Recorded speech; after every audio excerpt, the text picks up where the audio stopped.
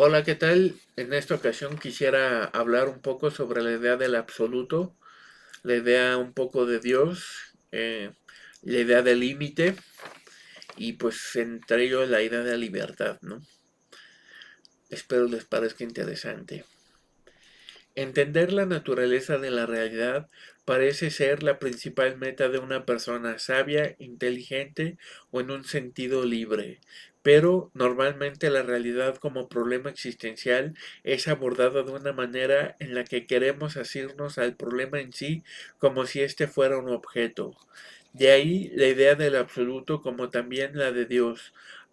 Queremos ser libres de una manera total, entendiendo total como el absoluto de todo lo existido, existente y por existir, cuando en realidad lo más cercano al absoluto real está únicamente en el presente.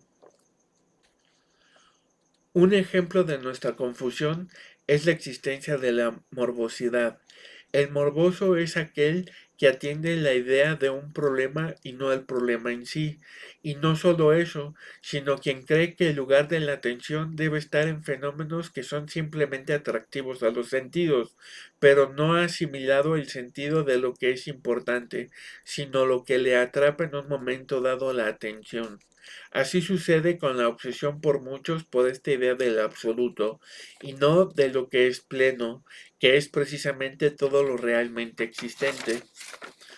Dios como el absoluto, tanto para creyentes como para ateos, está entendido como aquello que llena los tres tiempos, pasado, presente y futuro.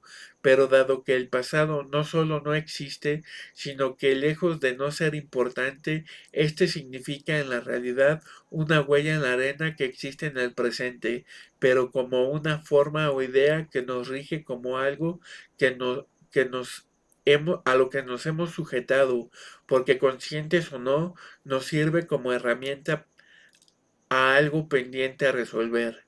Es como estar ciego y valerse de un bastón para estar al tanto de una realidad que no vemos, pero sentimos.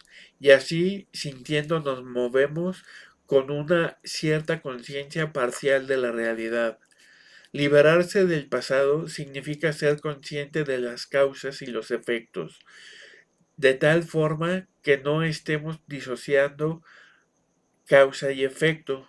Así nos liberamos de la preocupación por el futuro, observando las causas y sus efectos. El pasado y el futuro vienen a ser causas y efectos que no nos condicionan más. En el conocimiento es importante no depender de la memoria, porque la memoria es importante, pero de una manera distinta. Recordamos aquello que queremos ver, pero no podemos, y a través del recuerdo nos sujetamos a los fenómenos que perdimos en la conciencia. Recordar es moverse en el tiempo de cierta manera. Recordar nos sirve para existir en el presente, dentro de cierta inconsciencia, pero recordar funge también como un reconocimiento del existir sin necesariamente depender del ver lo hecho como algo que nos condiciona, sino ver un aspecto de las causas de los fenómenos, es decir, que las causas de los fenómenos se ven principalmente en el presente y en parte todo pasado es en realidad un presente transformado en energía en forma de idea. Así, el futuro es o puede ser una idea del efecto de las causas sembradas ayer u hoy. Pero, ¿qué sucede cuando centramos nuestra atención solo en el presente de manera plena? Es como quitarle un bastón a un ciego. Dejar de memorizar para saber es ver los fenómenos en su propia naturaleza, y así la memoria es solo movimiento en el presente y todo plan futuro también lo es. Parece imposible vivir así, en principio lo es, pero parte del significado de estar iluminado es verse libre de todo condicionamiento interno como también externo, solo que los condicionamientos externos se entienden como manifestaciones que nos pueden determinar pero no condicionar. Esto es que el poder divino no es una cuestión de control, sino un gobierno total del reino interno y presente. Todo lo demás es una ilusión, cuando se puede ver más allá del cómo se nos presentan las cosas. El Dios de todas las religiones es un Dios en la plenitud de todo lo real, y no de las ideas que creamos de la realidad. Así, un Dios omnipotente no es aquel que realiza caprichos a la lógica de lo que es real, sino un poder absoluto, es un gobierno consciente de toda causa y efecto, y no un Dios controlador de todos los fenómenos, dado que no todos los fenómenos son reales. Asimismo, la omnisapiencia no significa estar al tanto de todo aquello, de todo lo que percibimos como real, sino simplemente reconocer la naturaleza esencial de toda la realidad. Esta naturaleza esencial es la causa de todo y es en realidad nada en sí como un objeto, sino el principio de todo tipo de experiencia. Esto es la mente misma. Creemos que sabemos qué es la mente, pero pocos se detienen a observarla. Todo fenómeno material y no material es en realidad un encuentro de energías que colapsan entre sí. El cuerpo es el vehículo con el cual vivimos estas energías que colapsan en un nivel sensitivo. La mente es una manifestación energética que moldea esta energía en el misterio de lo que es todo esto, donde se vive y se da significado a los fenómenos. El pasado es sólo la percepción de la energía, que principalmente es causa, y el futuro es la percepción anticipada de todo efecto de las causas.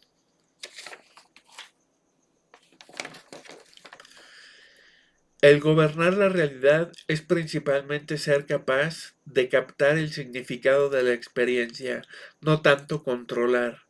O tal vez no lo es en absoluto, o sea, controlar.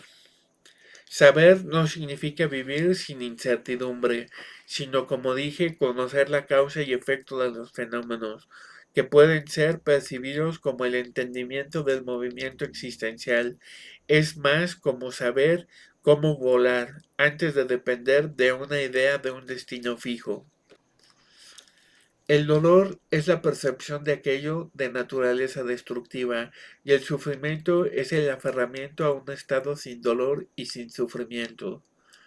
El verdadero poder divino se basa en conocer el límite de todo esto, y esto es aquello que destruye la conciencia, aunque la conciencia solo es vulnerable cuando está desconectada del conocimiento de la naturaleza de la realidad.